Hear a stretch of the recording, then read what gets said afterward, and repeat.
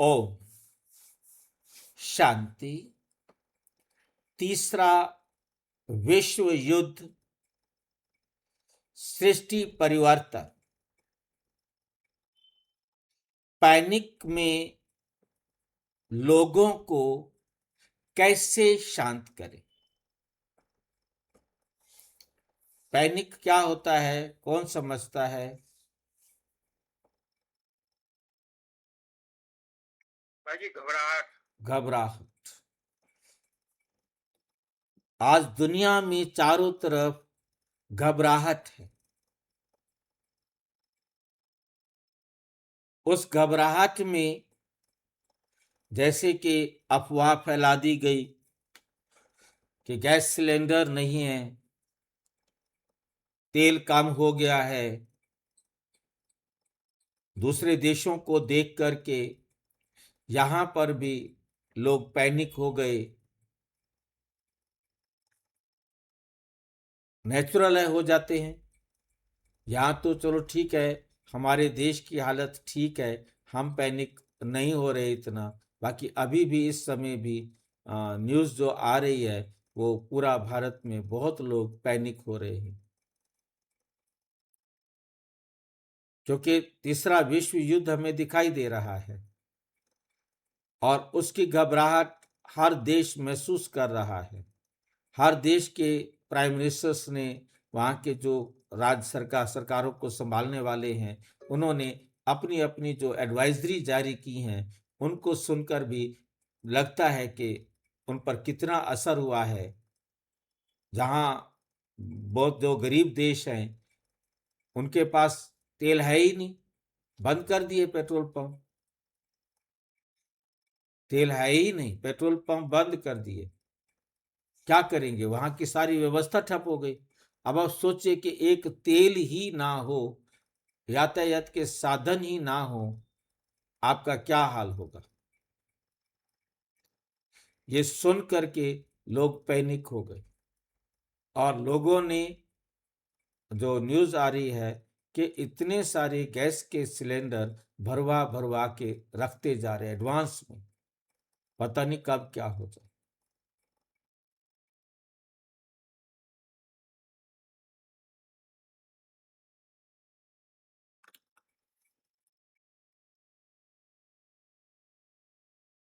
तो ये तीसरा विश्व युद्ध का सीन है। घबराई हुई दुनिया दुनिया को कैसे संभाले, बताओ। सारी दुनिया आज घबराई हुई है। ऐसी दुनिया को संभालने के लिए प्रजापिता ब्रह्मा कुमारी ईश्वरीय विश्वविद्यालय क्या विधि देता है ताकि वो पैनिक ना हो? नॉन बीके को शांति कैसे दे? जो ब्रह्मा कुमार है, चलो ठीक है, उनको ज्ञान है, परंतु जो ब्रह्मा कुमार नहीं है उनको ज्ञान कैसे मिले? पैनिक में लोगों को कैसे शांत करे? संकट में आध्यात्मिक सेवा, मुरली से समाधान। क्योंकि संकट में आध्यात्मिक सेवा मीन्स ईश्वरीय ज्ञान से सेवा करना।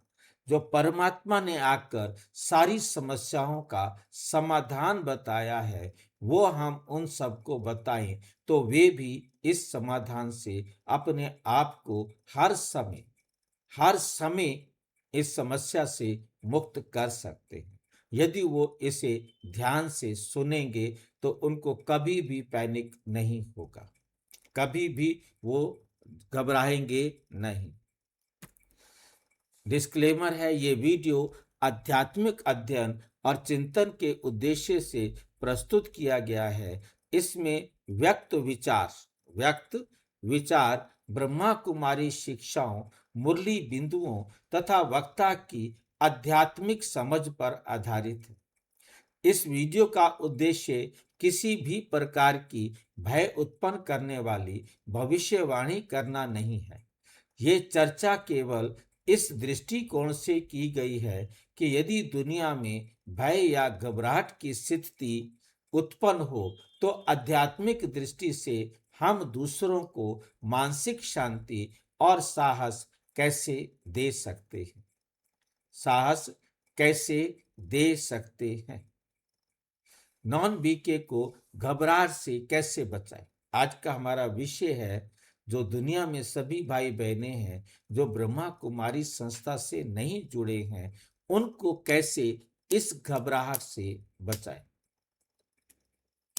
आज की दुनिया में भय का वातावरण, आज की दुनिया में चारों तरफ भय का वातावरण।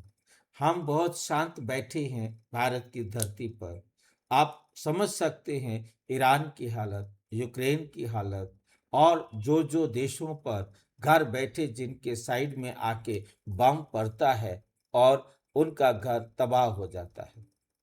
अपने आप को हम वहां रख कर देखें कि हमारे ही घर के ऊपर ये बम पड़ा है और हमारा घर घर भरा कर गिर गया है। हम किसी भी प्रकार से मान लो बच भी गए हैं या जख्मी हालत में हैं या हॉस्पिटल में हैं, क्या बीत रही है।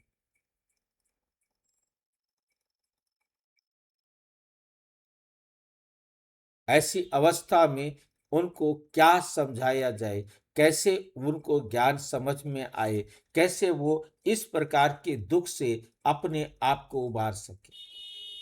अब वो रो रो रहे हैं, हाय हाय कर रहे हैं, दुखी हो रहे हैं, चुप हैं।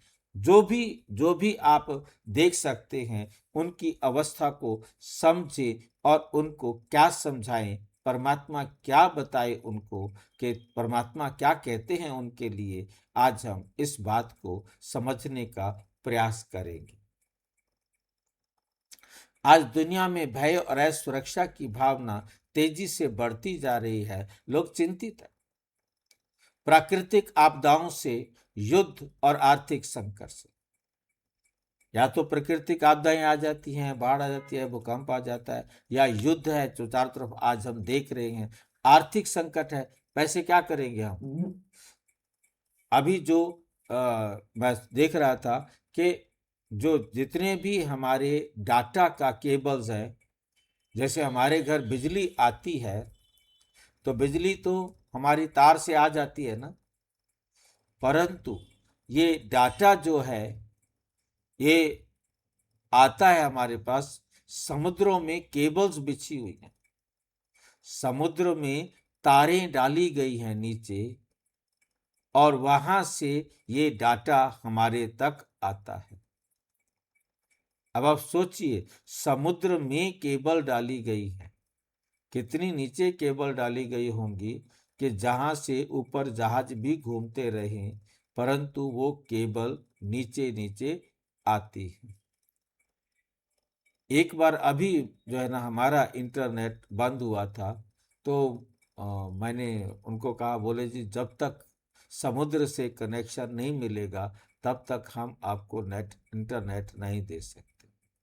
वो तो मेरे को तब तो उनकी बात समझ में नहीं आई थी, परंतु तो अब मुझे समझ में आ रही है कि इंटरनेट की तारें जो है वो समुद्र से ही आ रही हैं, और समुद्र से आने के बाद यहाँ टावर लगाए हुए हैं, और टावर से फिर चारों तरफ डाटा भेजा जाता है। क्लाउड का डाटा है, जिनके भी डाटा है। तो अब ये भी सारे क्या हैं कि खत्म हो जाएंगे। सोचिए कि बैंकिंग खत्म, एरोप्लेन नहीं चल सकते, क्योंकि नेट नहीं है, डाटा नहीं है, तो कोई भी कार्य नहीं होगा। और ये यूट्यूब, ये सब मोबाइल सब बंद हो जाएंगे। अब आप सोचिए कि मोबाइल बंद हो जाए, ये सारे कुछ बंद हो जाए, या हर प्रकार की परिस्थिति हमारे सामने आ जाए।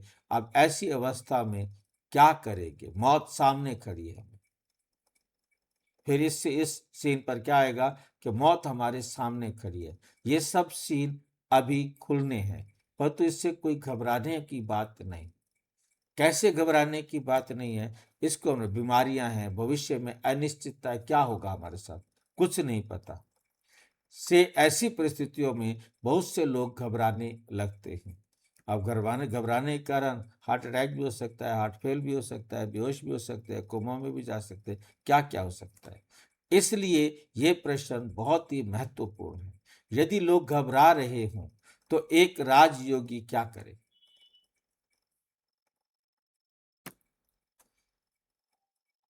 आप राजयोगी हैं, आप क्या करेंगे।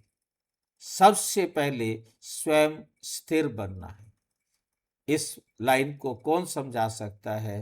सबसे पहले स्वयं स्थिर बनना है। कौन बोल सकता है?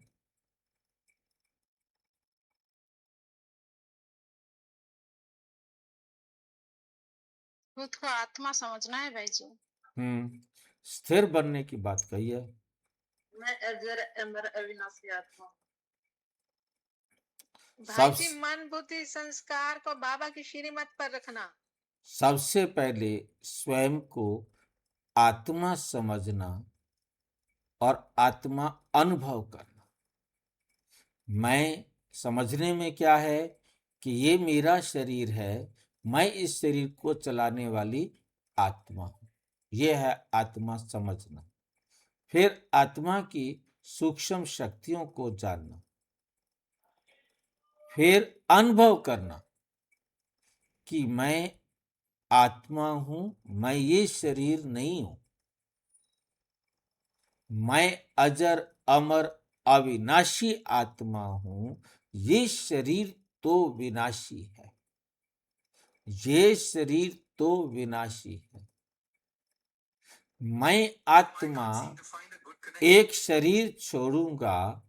मेरे लिए मेरे शरीर छोड़ने से 3 महीने पहले मेरे लिए गर्भ तैयार हो जाएगा। मैं इधर से शरीर छोड़ूंगा और उधर मेरी माँ ने जो गर्भ बना के रखा है, मैं एक ही सेकंड में उसमें प्रवेश करूंगा। क्योंकि मैं आत्मा तो अमर हूं। मैंने तो एक शरीर छोड़ना है और दूसरा शरीर ले लेना है। तो एक तो हर आत्मा ने अपने आप को भय मुक्त करना है कि मैं अमर आत्मा हूं। मुझे दुनिया की कोई चीज, मुझ आत्मा को दुनिया का कोई शस्त्र, दुनिया की कोई भी चाहे वो एटम बम हो, चाहे वो परमाणु बम हो, चाहे वो जीवाणु बम हो, चाहे केमिकल बम हो, मतलब कोई भी बम हो, वो मुझ आत्मा का कुछ नहीं बिगाड़ सकता। ज्यादा से ज्यादा वो मेरे शरीर को नष्ट कर सकते हैं, परंतु मुझ आत्मा का कोई कुछ नहीं बिगाड़ सकते।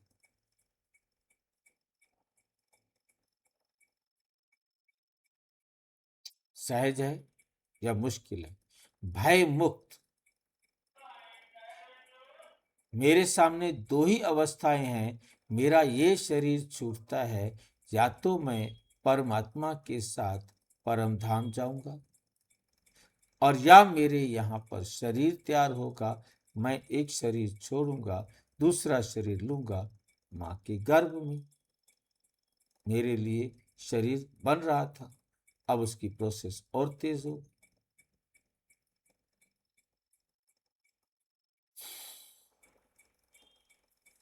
तो सबसे पहले स्थिर किसको बनाना है? मुझ आत्मा को। मैं आत्मा हूं, मैं परमात्मा की संतान हूं। मुझे अग्नि जला नहीं सकती, वायु सुखा नहीं सकती, शस्त्र काट नहीं सकता, पानी गीला नहीं कर सकता। तीसरे विश्व युद्ध में हम सबके शरीर नष्ट हो सकते हैं, पर तो हम आत्माएं ना नष्ट हुई थी, ना होती हैं, ना हो। हम अमर आत्मा हैं।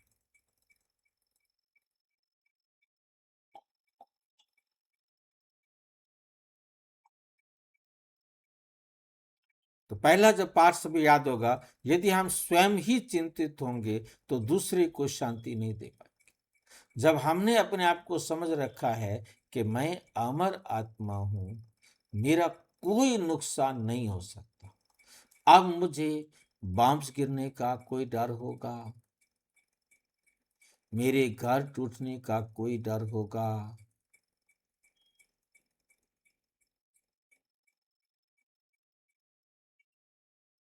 सोच कर देखिए।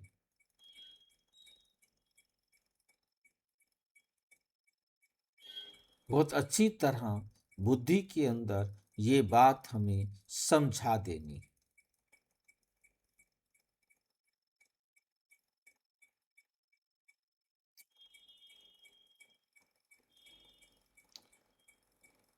जब तक मैं स्थिर नहीं हूं, मैं दूसरे को कैसे अपना अनुभव दे सकता हूं?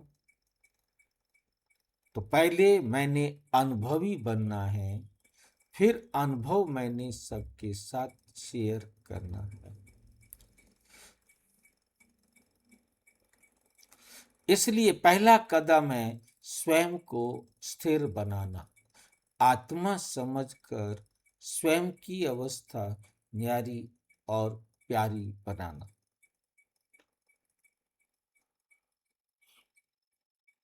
साकार मुरली है 17 जनवरी 1969। अंत समय में बाप की याद ही पार लगाएगी।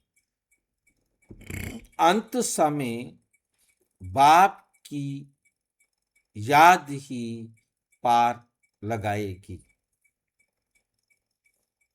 इसका अर्थ है कि कठिन परिस्थितियों में सबसे बड़ी शक्ति है परमात्म स्मृति। परमात्म स्मृति एक है आत्म स्मृति और दूसरा है परमात्म स्मृति। मुझ आत्मा का पिता परम आत्मा, वो भी अशरीरी है, मैं भी अशरीरी हूं, परंतु वो परम आत्मा परम धाम से आकर यहां पढ़ाते।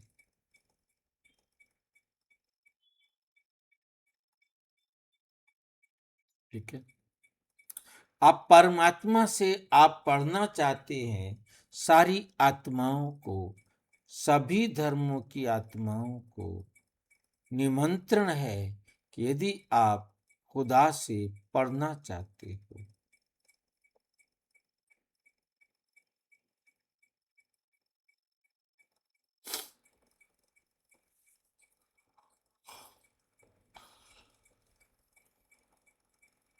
परमात्मा की संतान हो, तो परमात्मा ने आकर हमें यह सत्य ज्ञान दिया है। वो जब सत्य ज्ञान हमारी स्मृति में है तो परमात्मा स्मृति में है। परमात्मा स्मृति में है। सारे है ना? तो सबसे बड़ी शक्ति है परमात्म स्मृति। तो परमात्मा आकर हमें भय मुक्त कर देते।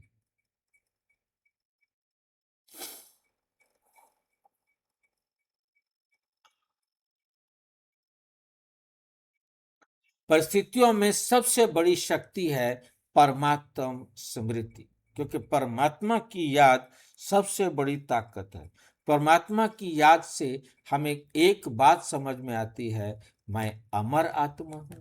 दूसरी बात समझ में आती है, ड्रामा में कभी भी किसी भी आत्मा के साथ अन्याय नहीं हो सकता, न्याय ही होगा, अन्याय नहीं हो सकता। सबके साथ न्याय होगा, यहां अन्याय कभी भी नहीं होता। तो जब ये बात याद आती है तो हम हर परिस्थिति में न्याय को ही देखते हैं। परिस्थिति में सबसे बड़ी शक्ति है परमात्मा की स्मृति। तो हम परमात्मा की स्मृति को देख रहे थे कि परमात्मा की स्मृति से हम कुछ भी समस्या आए उसका समाधान सहज मिलता है। पहला हमें मिला कि मैं अमर आत्मा हूं, मैं कभी मृत्यु को प्राप्त नहीं होता। दूसरा, मेरे साथ न्याय होता है, संसार में कभी भी किसी के साथ अन्याय नहीं होता। यदि कोई मुझे दुख दे रहा है तो उसका कारण है, मैंने उसे दुख दिया था, आज वो दुख दे रहा है, तो उसको न्याय मिल रहा है, तो मेरे को भी न्याय मिल रहा है। परमात्मा के घर हमेशा न्याय होता है। ये बात जब स्मृति में रहती है तो किस बात की घबराहट? फिर मैं दुखी क्यों?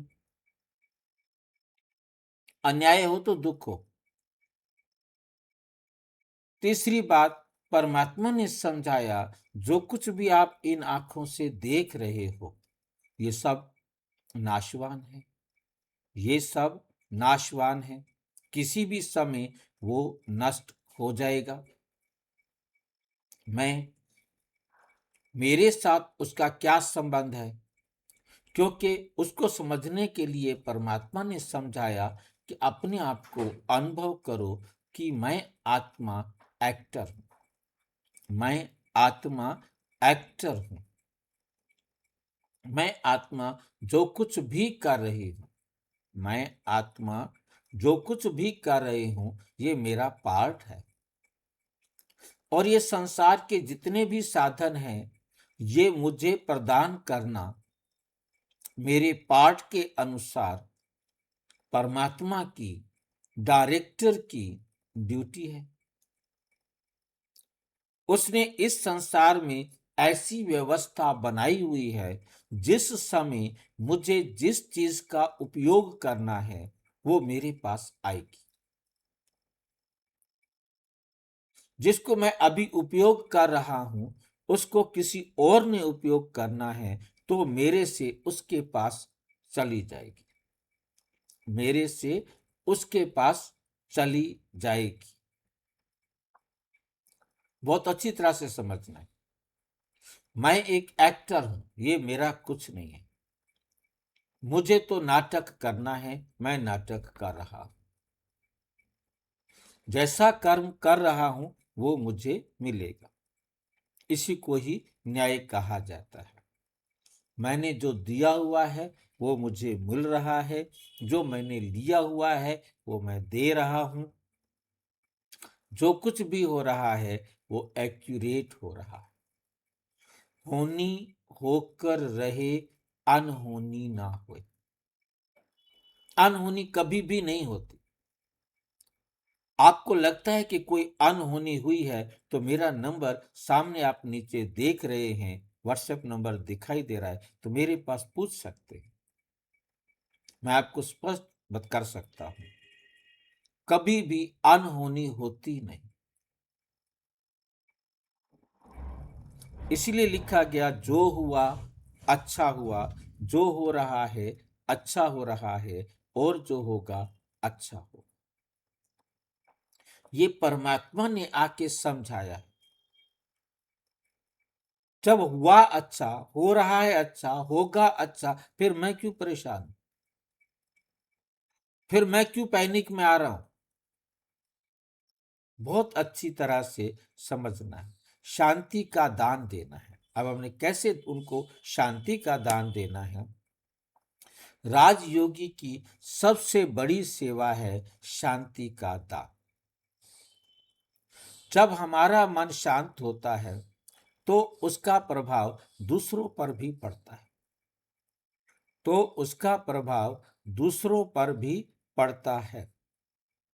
उदाहरण, कभी आपने देखा होगा कि यदि किसी समूह में एक व्यक्ति बहुत शांत और स्थिर रहता है तो धीरे धीरे दूसरों का मन भी शांत होने लगता।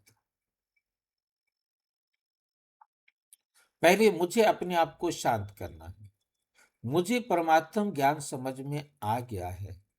मुझे कोई भी मेरे साथ अन्याय नहीं हो सकता। फिर मैं शांत होना चाहिए ना। जब मैं शांत होऊंगा तब मैं दूसरों को शांत होने की विधि अनुभव सहित समझा सकता हूं। समझाने की विधियां अलग अलग हैं। उनमें से एक विधि है बोलकर समझाना, वीडियो के माध्यम से समझाना। दूसरी है मनसा। तीसरी है लिखित रूप में भेजना। कैसे भी किसी आत्मा को समझ में आ जाए, उसका मन हर परिस्थिति में शांत रहे, पैनिक नहीं होगा, घबराएगा नहीं। भय को समझना है, भय क्या है? भय का मुख्य कारण है अज्ञान। अब किसी को कोई काम करना नहीं आता, अब वो समस्या आ जाए तो घबरा जाता है। भय क्यों आता है? अज्ञान के कारण आता है। जिसको करना नहीं आता तो उसके लिए तो भय है वो, कि मैं कैसे करूं, अब क्या करूं। अब उसे उस समस्या से निकलने की विधि मालूम हो तो भय खत्म। अब ईश्वरीय ज्ञान किसको समझ में आ गया है तो वो सहज रीति से अज्ञानता के अंधेरे से बाहर निकल आएगा। ज्ञान परमात्मा आकर दे रहे हैं, समझा रहे हैं।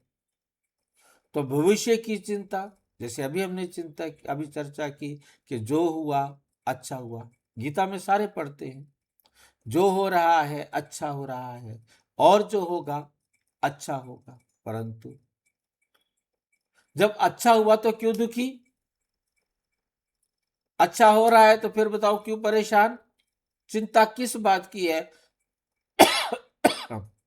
भविष्य में अच्छा ही होगा, गलत हो ही नहीं सकता, अन्याय हो ही नहीं सकता, न्याय ही होगा। जब हम थक हार कर कहते हैं कि अच्छा भगवान के घर तो न्याय होगा, तो आप पहले से क्यों नहीं समझ ले कि भगवान के घर तो न्याय ही होगा? फिर असुरक्षा की भावना क्यों? मेरा क्या होगा?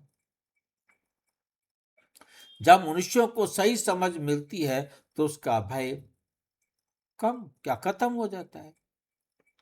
उदाहरण, यदि किसी बच्चे को अंधेरे से डर लगता है और हम उसे समझाते हैं कि वह कुछ नहीं है, तो उसका डर कम हो जाता है, क्योंकि हमने ही उसको डराया था, वह भूत है।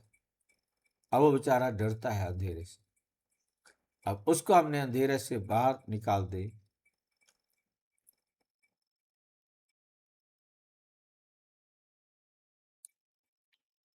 विश्व ड्रामा की समझ देना, कि जो वर्ल्ड ड्रामा है इसकी हमें उनको क्या देनी है? समझ देनी है। ब्रह्मा कुमारी ज्ञान हमें समझाता है कि इस संसार का विश्व नाटक वर्ल्ड ड्रामा है। ये विश्व नाटक क्या है?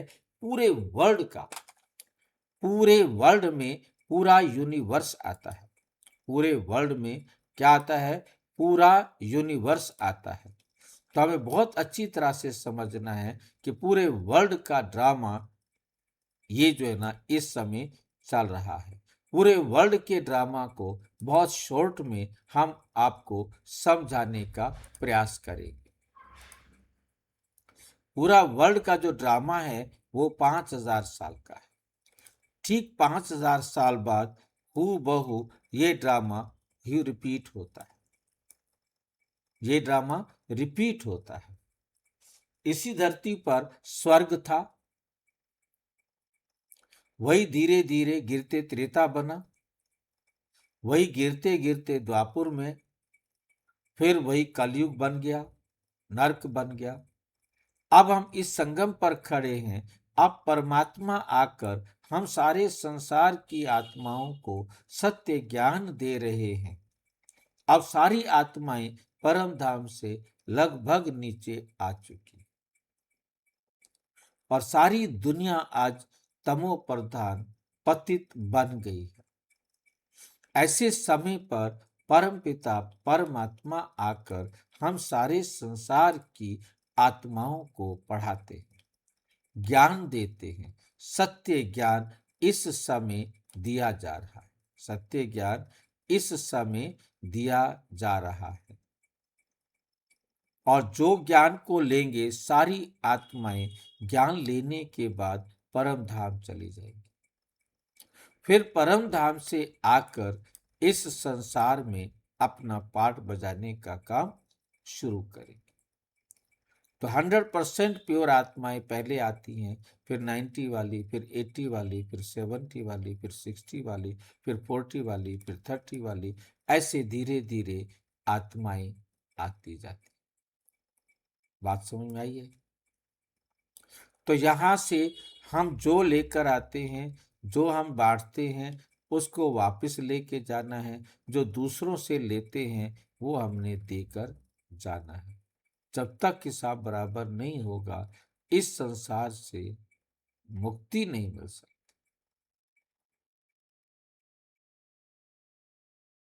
जीवन मुक्ति नहीं मिल सकती,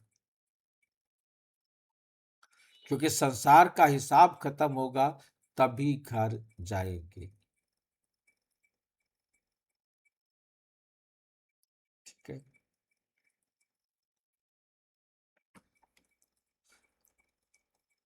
तो ये ड्रामा की एक बात हमने जो समझी कि ड्रामा चलता ही रहता है, कभी रुकता नहीं, अनादि काल से चलता आ रहा है, अनंत काल तक चलता रहेगा।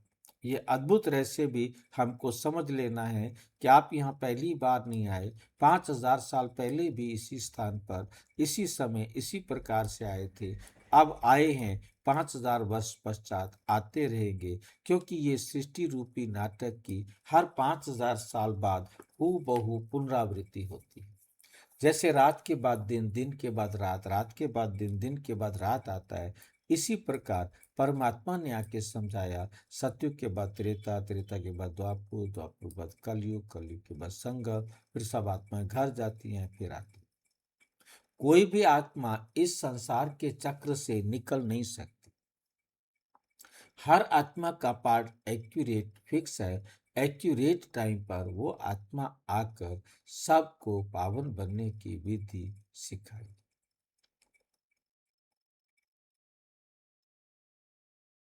ठीक है। तो अब परमात्मा हर कल्प आके सिखाते हैं, पहली बार नहीं सिखा रहे हैं। तो ये वर्ल्ड ड्रामा अनादि काल से चला आ रहा है और अनंत काल तक चलता रहेगा। साकार मुरली परमात्मा कहते 6 मार्च 1970 को, ये सारा विश्व एक नाटक है। जो कुछ होता है वो ड्रामा में नूद है। हर आत्मा में 5000 साल का पार्ट लिखा हुआ है। उसने जो कुछ भी लेना है, जहां से भी लेना है वो ले, अपने साथ कैरी करे। जो कुछ होता है वो ड्रामा में नूंद है। जब मनुष्य ये समझता है कि दुनिया में होने वाली घटनाएं एक बड़े नाटक का भाग दौड़ है,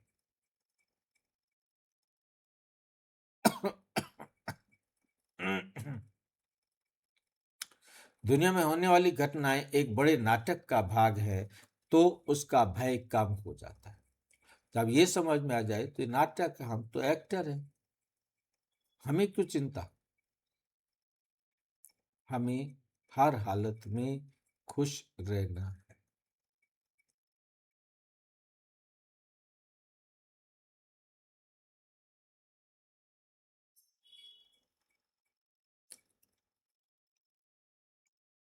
सकारात्मक दृष्टिकोण देना। जब लोग संकट के बारे में सुनते हैं तो अक्सर नकारात्मक सोच सोचने लगते हैं। तो अक्सर लोग क्या करते हैं, नकारात्मक सोचने लगते हैं। राजयोगी का कार्य है सकारात्मक दृष्टिकोण देना। उदाहरण, यदि कोई व्यक्ति कहे सब कुछ खत्म हो जाएगा, कोई आके कहता है सब कुछ खत्म हो जाएगा, कहते हैं विनाश होगा, तीसरा युद्ध चलेगा, तो क्या होगा, सब कुछ खत्म हो जाएगा। तो हम उसे कह सकते हैं कि दुनिया हमेशा परिवर्तन से गुजरती है, लेकिन मानवता हमेशा आगे बढ़ती है। हमें रुकना नहीं होता। ठीक है। मानवता हमेशा आगे बढ़ती है। आध्यात्मिक शक्ति का महत्व। राजयोग हमें मानसिक शक्ति देता है। ये शक्ति हमें सिखाती है परिस्थिति से ऊपर उठना। कैसी भी परिस्थिति हो, हमें घबराना नहीं है, क्योंकि मेरे साथ गलत हो नहीं सकता। अन्याय हो नहीं सकता।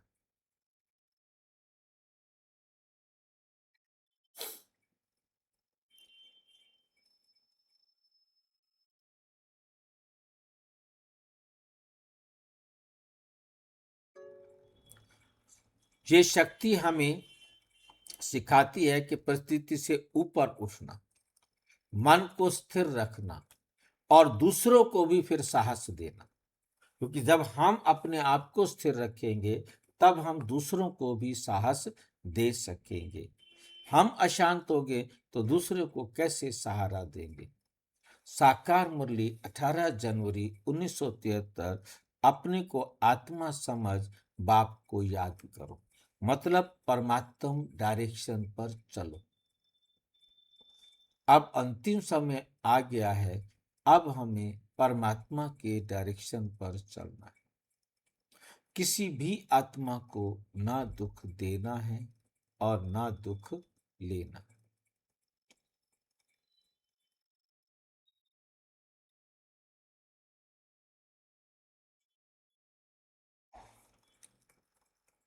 सेवा का असर, जब आप सेवा करेंगे तो उसका असर क्या होगा। जब लोग घबराते हैं तो वो समय सेवा का अवसर बन जाता है। हम उन्हें दे सकते हैं शांति का अनुभव। अब ऐसे समय जब वो एकदम घबराई हुई अवस्था में है तो उसका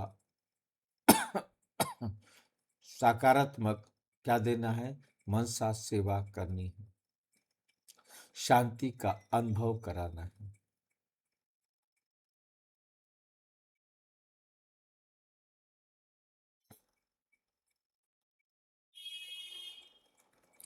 और आध्यात्मिक मार्गदर्शन, उनको आध्यात्मिक ज्ञान समझाकर क्या परमात्मा कैसे आकर पढ़ा रहे हैं और चित्रों के माध्यम से उन्हें दें, समझाएं तो संभव है।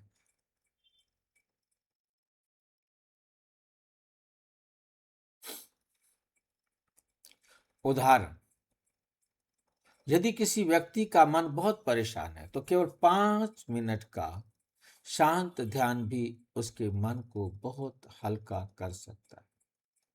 और जैसे क्लास पूरा हुआ तो 5 मिनट वही बैठ करके बाबा से दृष्टि ले सकता है, ऐसे कर्म कर सकता है।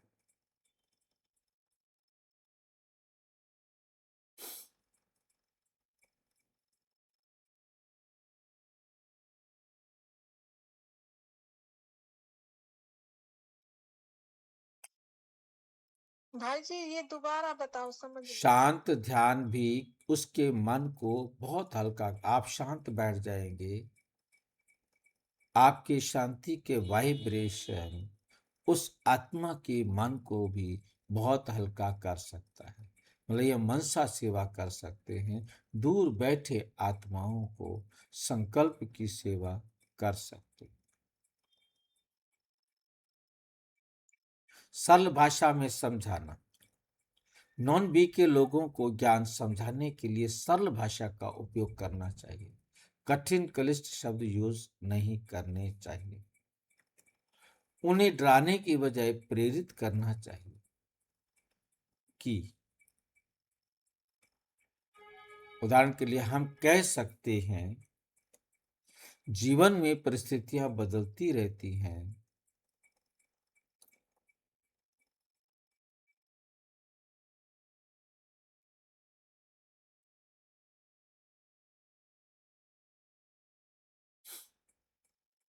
मन की शांति हमारे हाथ में है। सबसे बड़ा संदेश, राजयोगी का जीवन केवल अपने लिए नहीं है। ब्रह्मा कुमारी राजयोगी जीवन केवल अपने लिए नहीं है, उसका उद्देश्य दुनिया में शांति फैलाना,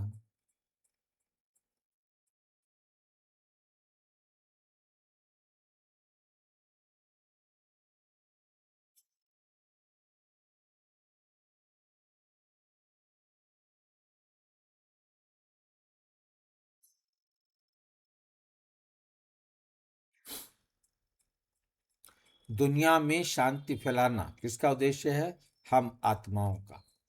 निष्कर्ष है, यदि नॉन बी के लोग घबराए हैं तो हमें स्वयं शांत रहना चाहिए, उन्हें सकारात्मक दृष्टिकोण देना चाहिए और आध्यात्मिक समझ प्रदान करनी चाहिए। ठीक है, क्योंकि शांत आत्मा ही दूसरों को शांति दे सकती है। अंतिम संदेश। आज दुनिया के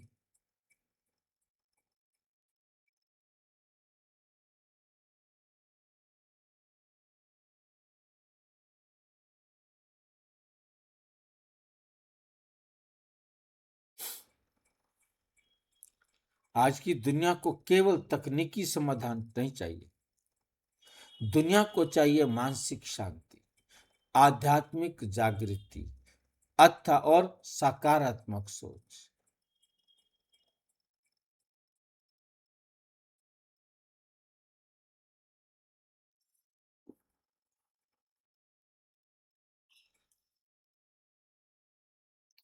मानसिक शांति, आध्यात्मिक जागृति, सकारात्मक सोच। यदि हम स्वयं स्थिर रहेंगे तो दूसरों को भी स्थिर बना सकेंगे। हमारी बुद्धि इधर उधर भटकती रहेगी, मंदिर की दो चार बातें करेंगे और धीरे धीरे वापस फंस गए।